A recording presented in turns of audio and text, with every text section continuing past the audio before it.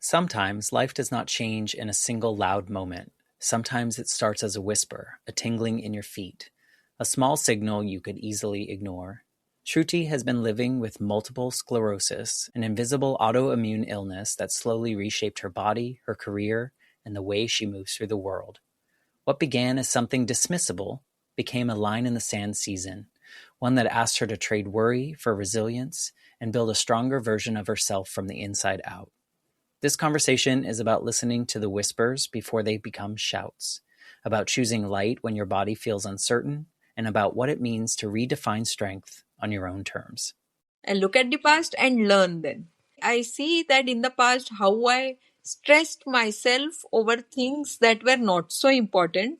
But now I think, why did I stress myself? I regret that.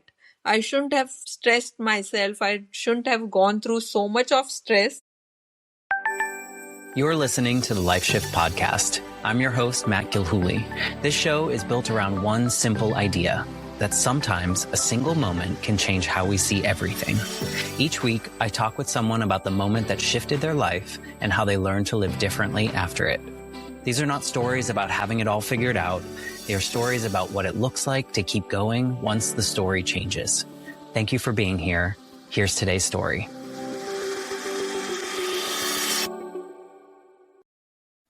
Hello, everyone. I am here with Shruti. Hello, Shruti.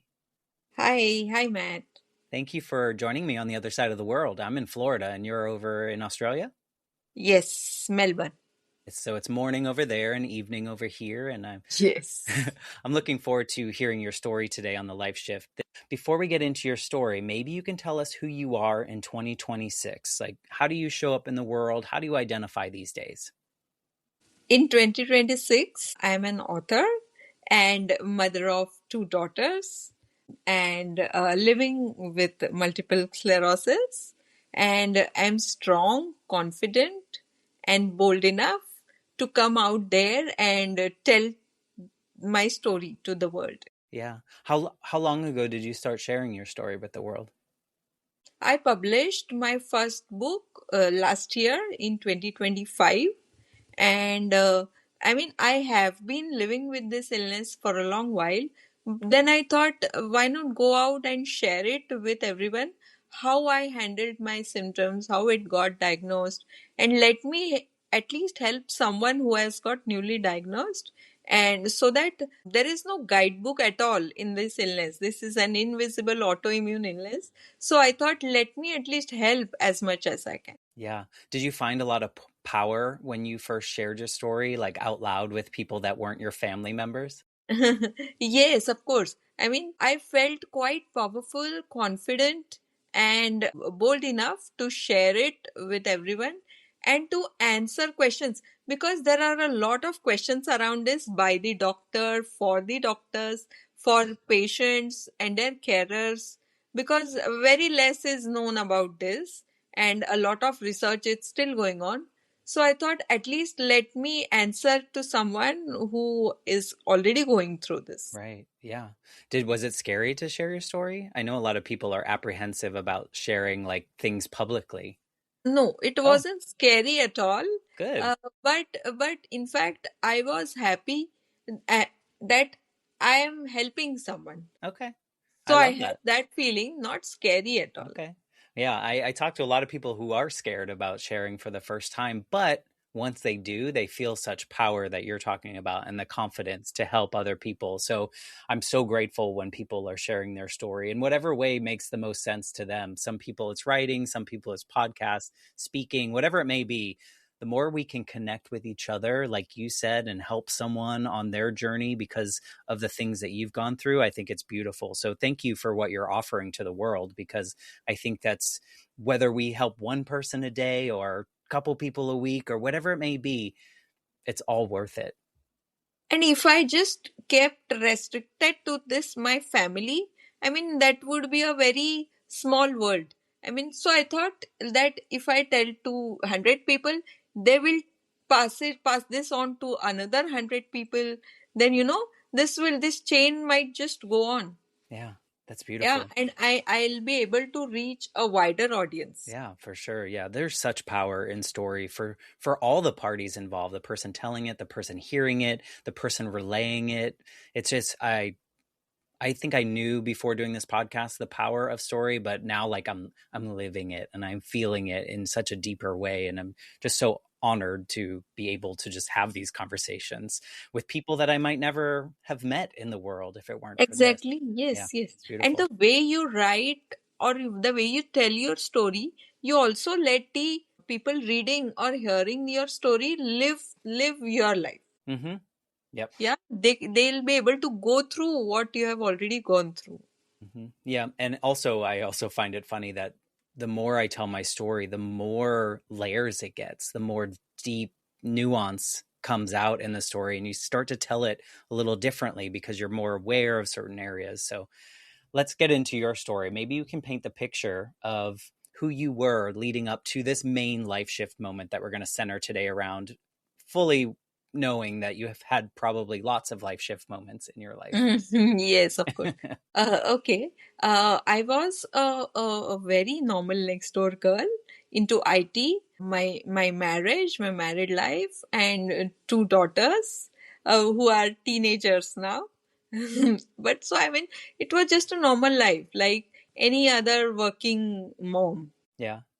So, but suddenly, these symptoms started coming up.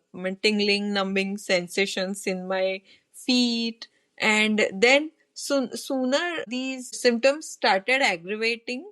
So it was almost for 8 or 9 years. I was in the same symptoms. But then after COVID, after the COVID vaccine, uh, these all started, aggravating, and I took the walker. My muscles were weakening, so doctor recommended using a walker to walk, and then the muscles still kept on weakening at all in the legs mainly. See, so in my case it was legs, but the symptoms are varied for this illness. So some others it might be hands, some for others it might be speech, but in my case it was legs. So I felt that shift in walking, and so I started using a walker. And then when the muscles were weaker, I started getting frequent falls. I used to fall and hurt myself. So doctor recommended using a wheelchair. Mm. Finally, I'm in a wheelchair now. I have a question, and this could be a very American question of me, but when you first started having those symptoms and the tingling and the stuff, did you immediately like go to the doctor and try to find out what this was, or did you, like a lot of Americans would do over here, is dismiss it like, oh, it's nothing. I'm busy. I'm working a lot. I'm doing a lot of things. How did you approach those first couple months of feeling that? Yes, I dismissed it for a while initially, but then that was not helping at all. So I thought, why to dismiss of when it's not helping? So I went to my local GP first. That what is this all about? So even he was not sure what is this all about. So he kept on doing various tests for me, blood tests, X-rays, and then finally he came up with MRIs. So he said, let's do an MRI and find out what's going on with your nerves. Why is this happening? So I got an MRI done, and there he got to know that the nerves are getting damaged. The outer sheath around nerves, for any wire, when the electric signal is passing, there is this outer covering. If the outer covering is intact, only then the signal passes. The same functioning is there in all our bodies. So nerves always have an outer sheath covering around it. If that covering gets damaged, the signal doesn't pass. Same happens in multiple sclerosis. The outer covering gets damaged. That is called myelin sheath, that gets damaged. So if the sheath is not there, the signal no longer passes. So same had happened with me. He said in the MRI results he got to know that the covering is getting damaged. That is called demyelination. and because of that the signals are not passing. And in my particular case, it might be a different for all other patients, but in my case it was around legs. I mean, the signals that brain passes to the legs were not intact because the covering was not in place. Hmm. So you're gradually over this, what you said, 8 or 9 years of a lot of that tingling and whatnot. Was it progressing through that time, or did it feel fairly like steady for a bit and then started to progress more? That time when it started, it was relapsing remitting multiple sclerosis. So in that you have periodic relapses. So in my case it was relapse only once in a year. So when it was summer, I had relapses. So I had multiple sclerosis only yearly once. Because that was relapsing remitting that time, so only yearly relapses. And after that then it changed into progressive MS. So for that the symptoms just don't go, they are residual, they are with you always. Yeah. When did you have a diagnosis early on of that, or was it something that the doctor just assumed it was? It was diagnosed early on, but there was no treatment, so I couldn't treat it at all, and that's why it went on progressing. Yeah. So you went from a walker to the wheelchair. So how did things progress for you? And would you say the diagnosis was a giant life shift in your body in which you had to look at life differently? I would assume that that the plays a part. the progressing of the disease, the worsening of muscles was the life shift. I mean, that's when I lost my job. I was into a walker and then into a wheelchair, and I mean it affected entire thing, my entire life, my career, my home, my duties and responsibilities that I was doing at home. Yeah. Mental Everything health. just happened. Yes, Yeah. yes. What was happening in your mind about that? Did it feel like you were how did you feel? I don't want to put I mean, feelings in into your mind. mind, I was very anxious, very curious. I mean, that time I didn't even know of this illness, its symptoms. I knew nothing. So I just kept on researching. I kept on asking to doctors, to nurses, to Google, what is this all about? What should I do now? I mean, if I get these symptoms, how to handle? Yeah. Did So I you kept on, I mean, I was very inquisitive, so I kept on asking questions. Were you positive through that? Or I mean, I feel Yes, like I would not be. I know, 100% positive, because only positivity will help. Negativity just won't help. So I thought, let's be positive and do something that will help me. Yeah, I mean, good for you. I commend you for that because myself, I'll just speak for myself. That was really hard for me to do. And maybe it was my age because I was a kid and then I was a teenager, which has hormones that come along with it, but it was just so much easier for me to be depressed about my situation and the fact that I didn't have a mom and everyone else did and all the so much easier than choosing positivity. So I'm so glad to hear that despite your body going through this, you still maintain positivity to. Did you have bad moments? Yes, Okay. and it's very difficult to maintain positive when your body is at war with itself. Yeah. So that's why it is very difficult, especially in autoimmune. And in this illness, it is invisible. You cannot tell the symptoms. The people around you were like, ah, you don't look sick. It's okay. You just have some fresh air, some walk. You'll be okay. But it was much more than that, and it was much deeper than that. Yeah. Was it really hard for moments like that? I think there's we as humans like to try to give a solution to other people. And so your friends and people that were saying things like that, they probably meant well, but they were just saying those things because they didn't know what else to say. Was that really frustrating that you had to be the bigger person? Yes, rather than frustrating, it was like, I mean, nothing is helping me. I mean, of course, they wished well, they were trying to help me, but even they didn't know about this illness and how to handle, even they didn't know about this. So I cannot blame them. But yes, I mean, they were trying to put questions. what is this all about? Maybe you'll get better in a while.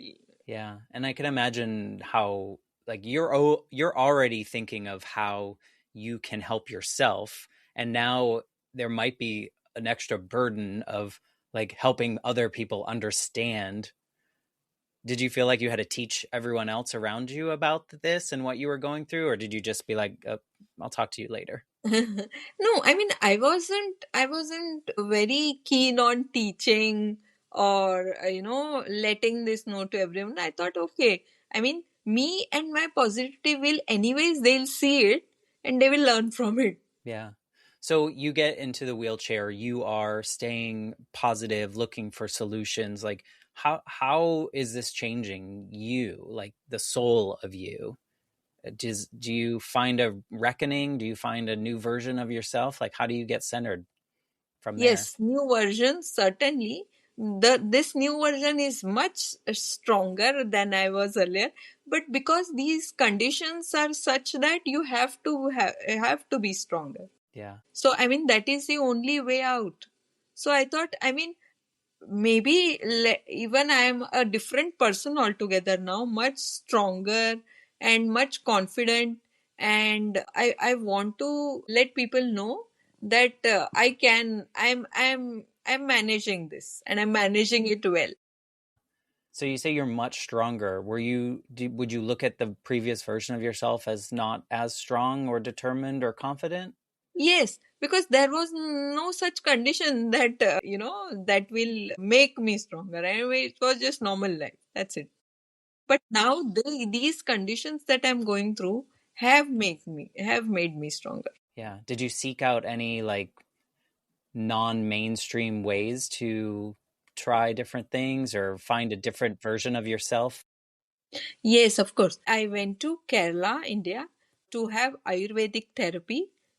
Yeah, I was taking normal allopathic treatment first, but that wasn't helping.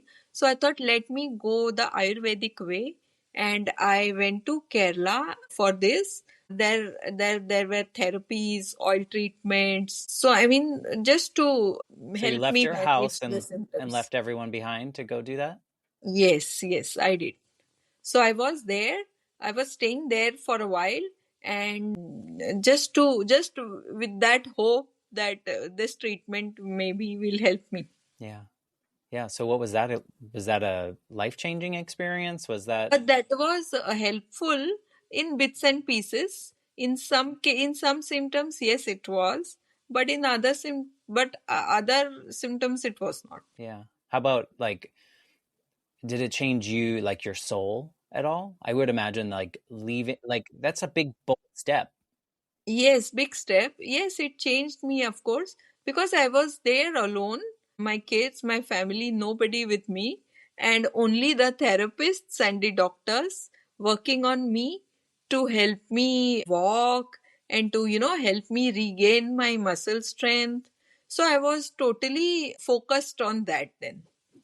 So I mean, it was like a welcome break from my office, from my homely life, and all the chores. Yeah, and why did you choose there? Have you been there before or I didn't, but I read that maybe Ayurvedic does help in some cases who have milder symptoms and earlier diagnosed. So it helps in maybe in some cases. So I thought, why not take a chance and go there? yeah, I mean that's another big bold step. I think some people are like I got to stay close cuz my family's here and you're like no, I'm still doing the positive thing and researching and finding the place to go, which is a I think for people listening, it's like a trust your gut kind of feeling in a way, like lean into what you're hoping and that positivity and seek out things that interest you or feel like they could be something changing for you. Mm,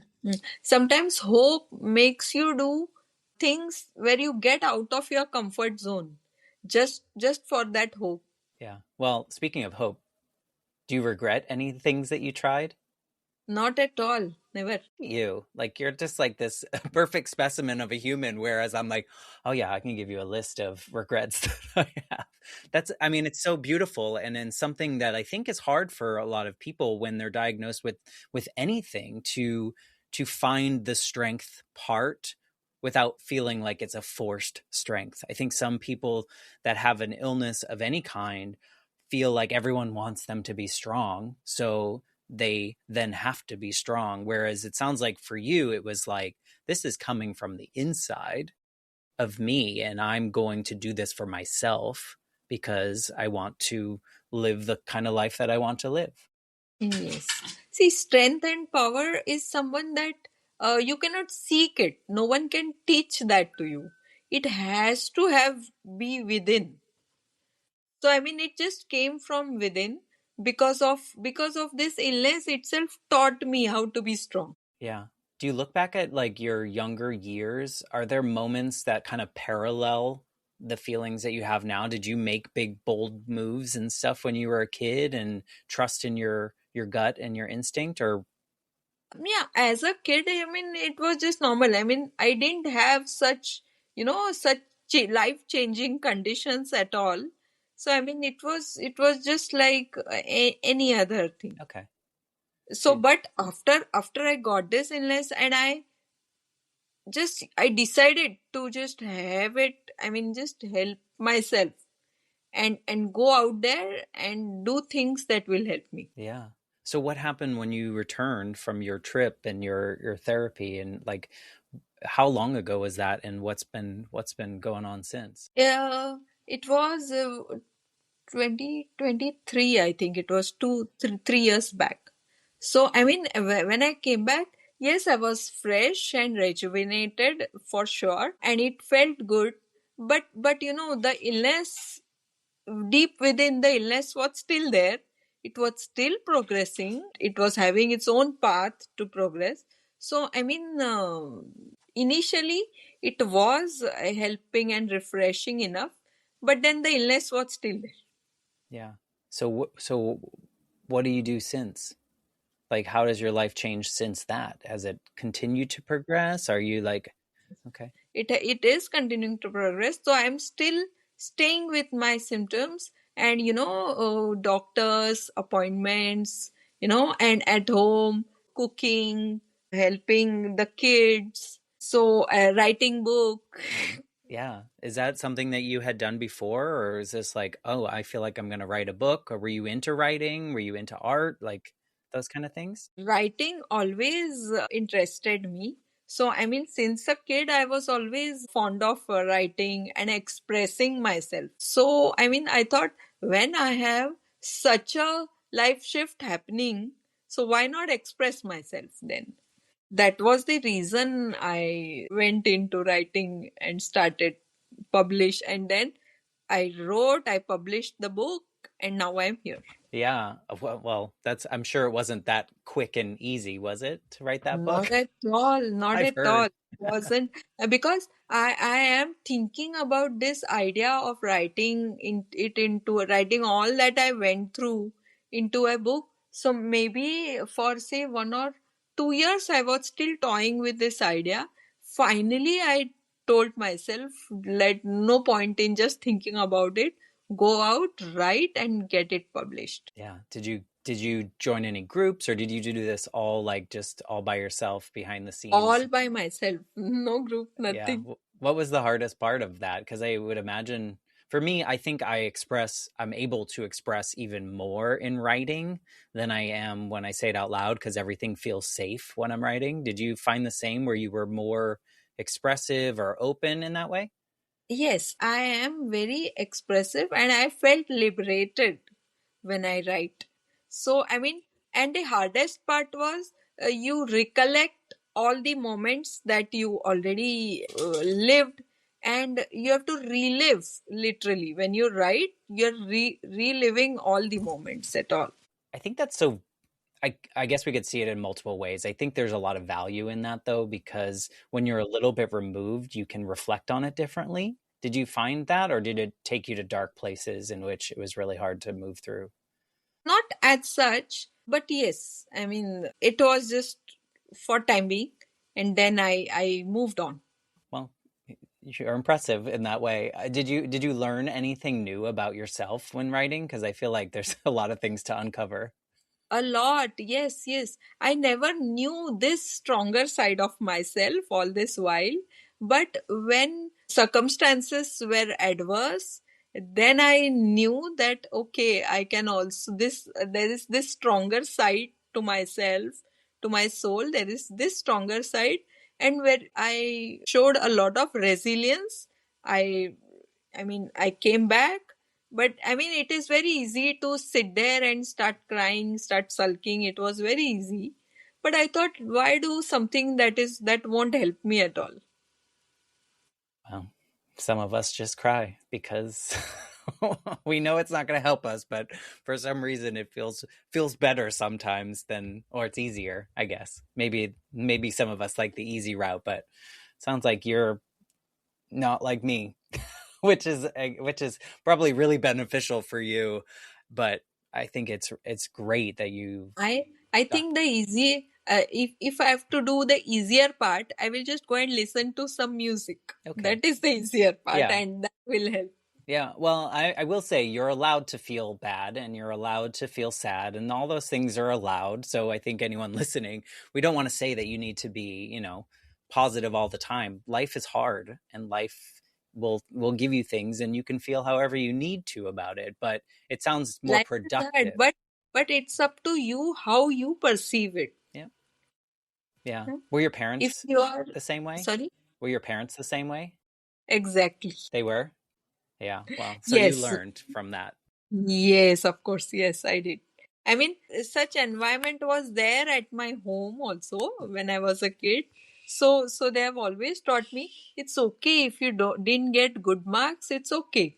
Come back and try to achieve them in that case. Yeah. Well, it is. I mean, we are in a when we're growing up, we absorb a lot of the things that our parents do. And so, like, for me, I guess a lot of my things came from my dad suddenly having to be a full time parent to a kid who had lost his mom. So his life was just so chaotic because he was unprepared, as most people would be in those circumstances. And so I think I probably absorbed that type of energy, and not on purpose, or I'm not faulting anyone, but that is just where sometimes the product of the places where we're in. Exactly. So I mean, it depends. You behave. Your behavior depends on what situations you are in. So now I didn't. I never knew that I'll get this illness, and I never invited MS in my life. But it just came on its own, and I learned how to handle it. Yeah, how does it affect your family? I mean, they are all caring. They are caring for me, and sometimes they have some good and bad moments, but that's okay. They do help me and support me always. Yeah, they mean well and they're humans and Of have course. feelings. So sometimes, and you said you have teenagers, so Yes, they yes. come with their own bucket of feelings and emotions. Yes, yes, yes. Well, I mean, you're setting such a good example, not that you're trying to, but just the way that you are living and approaching your life as it is now. And that's really all, if we break it down, that's all we should be doing, right? We should be making the best of the moments that we're in. Yes, Why right. live for the future necessarily? I mean, you can prepare for the future, but you don't want to live for 10 years from now. You want to live for right now because here's where we are. Yeah. Make the present better. Yeah. Yeah. And I'm just going to assume that you don't look back on any past parts of your life with any kind of despair or Not at all, sadness. not despair. But yes, I look at the past to learn. I look at the past and learn then. I I I see that in the past how I stressed myself over things that were not so important.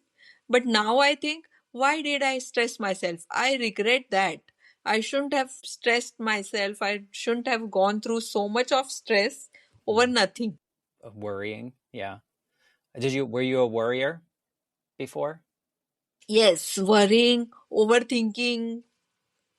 Yeah, I inherited that trait from my grandmother, and my grandmother kind of became the mother figure. My dad's mom kind of helped him raise me, but also like I got really close with her. And later in my life, in my 30s, she was diagnosed with cancer, and it was really like I knew what to do at this point. Like I knew that I needed to have the conversations. I knew I need to make this a really great ending, knowing how it was going to end for both of us.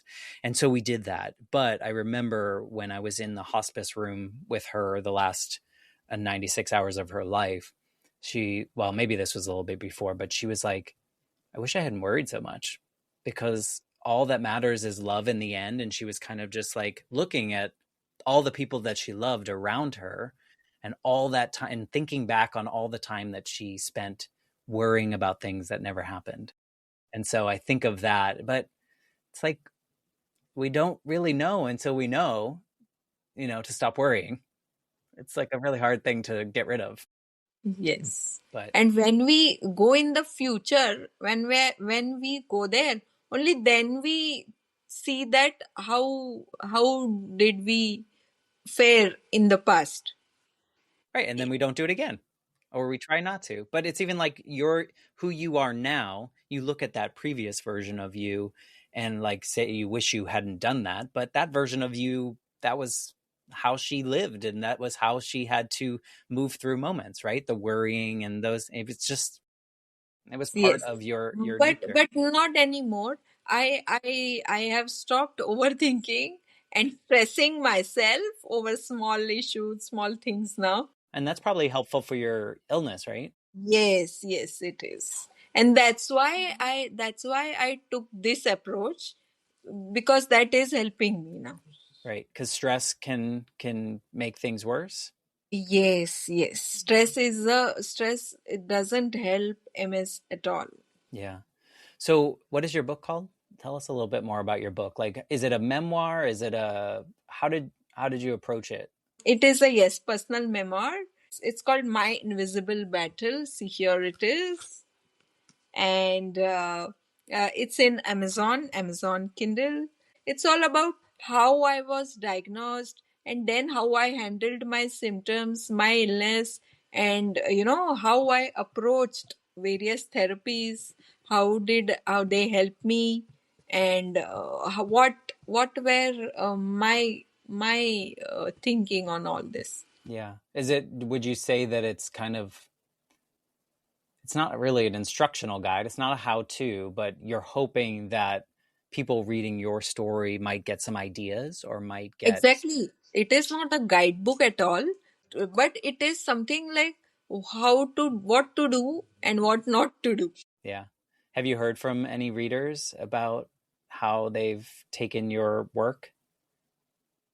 Yes, yes, yes. I mean, as a personal memoir, they are in fact looking forward for someone who has already gone through it. It is not easy to find anyone who has gone through such an illness and writing his or her own book. Yeah, and I bet you could probably collect a nice community of people around you and I think there's when we find our communities of people that have gone through similar things, we tend to be more open with those people because they quote unquote understand more.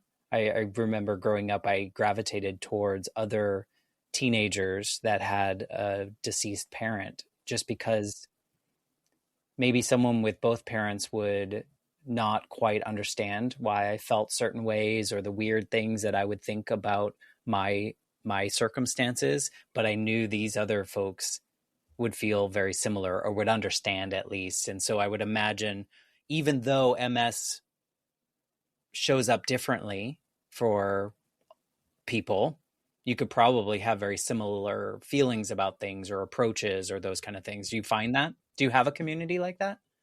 Yes, there are lots of communities like that. The feelings are same, although the symptoms are different.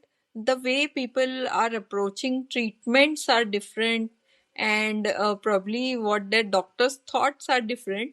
But feelings are always the same. Yeah, and I find that true of the Life Shift podcast, just all the people that I've talked to. It's like nobody has the same story, but the feelings that we have in certain moments and certain cycles of our lives are very similar. And so it's like so much connection that sometimes we dismiss.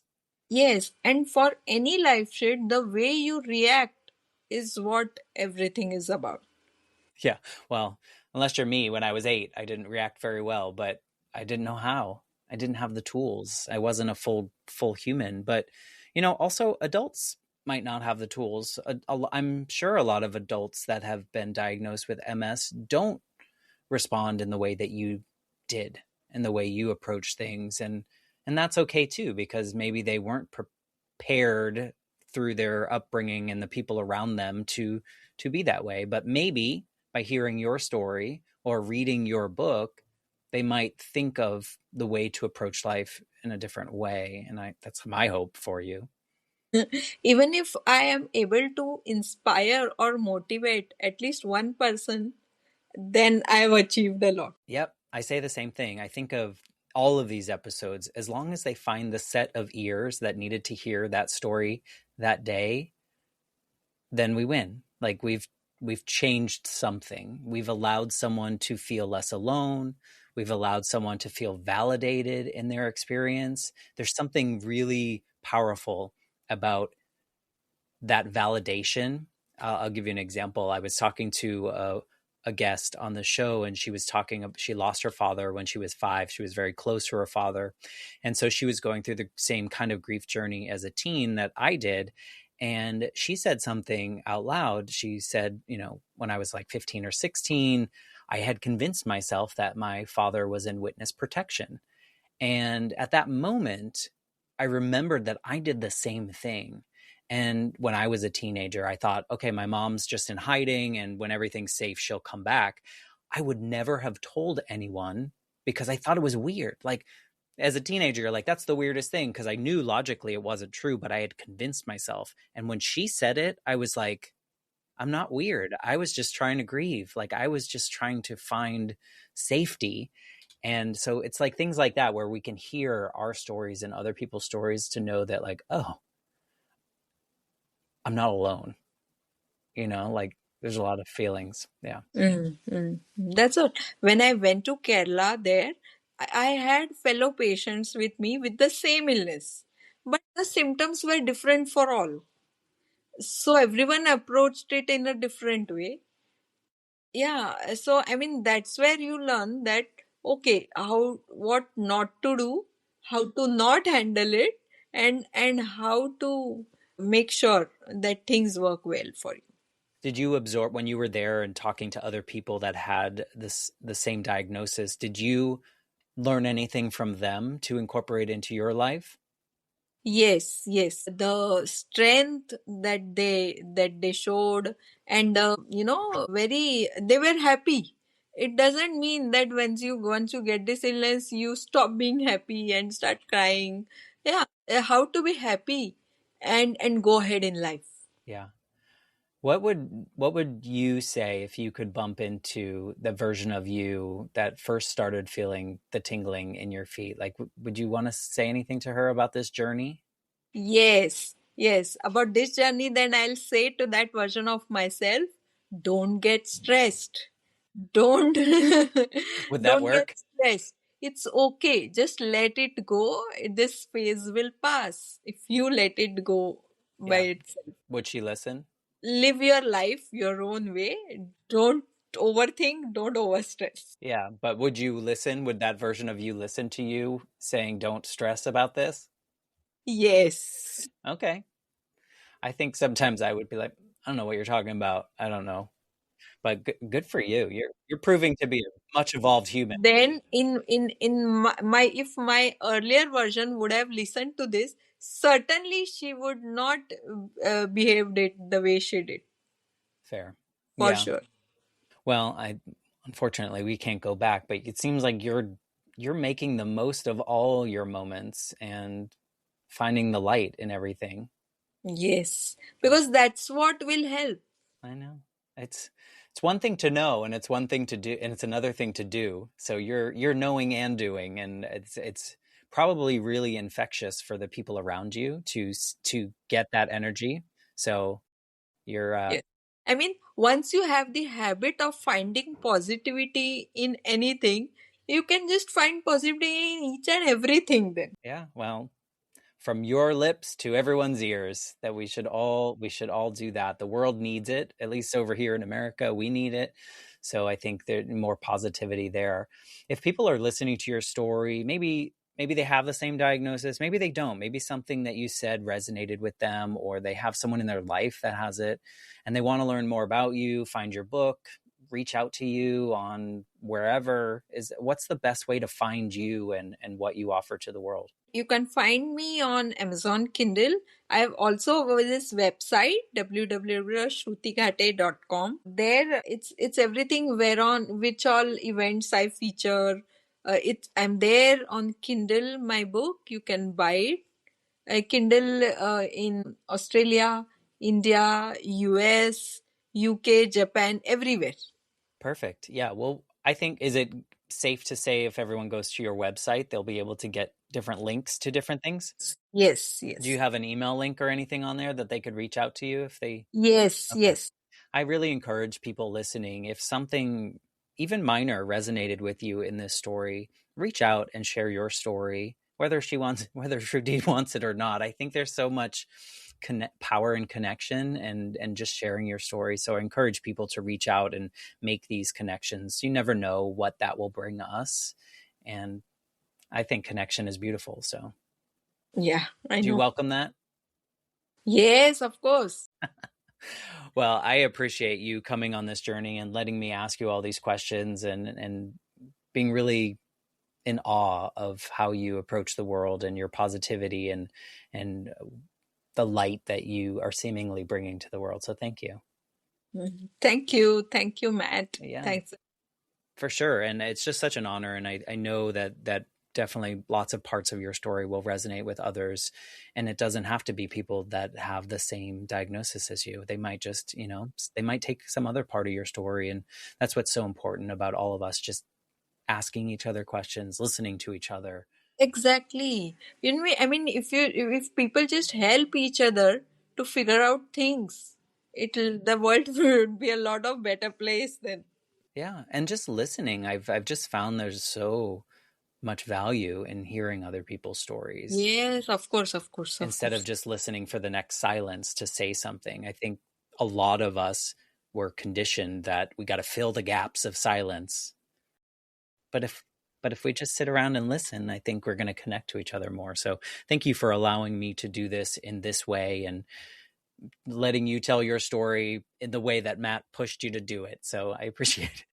Thanks a lot for bringing me here and listening to all my stuff Yeah. here. Thank you very much. Super inspired and thankful that you wanted to do this. And also on the same note, super grateful that everyone's been listening to this show I'm going into year 5 now. And it's just, what a journey and such a healing journey for myself, and all those parts of me that I didn't know still needed to heal. And so thank you for being part of that healing journey as well, both you, Shruti, and all the listeners. And with that, I'm going to say goodbye, and I'll be back next week with a brand new episode. Thanks again, Sure. Thank Shruti. you. Thank you very much. Thank you for listening to the Life Shift Podcast. If you want to learn more, go to www.thelifeshiftpodcast.com. There you can check out all the different episodes. You can check out the blog, some of the reviews for the podcast, and the Life Shift Journal. Links are there so you can purchase your own copy, whether in digital or print format. Thanks again.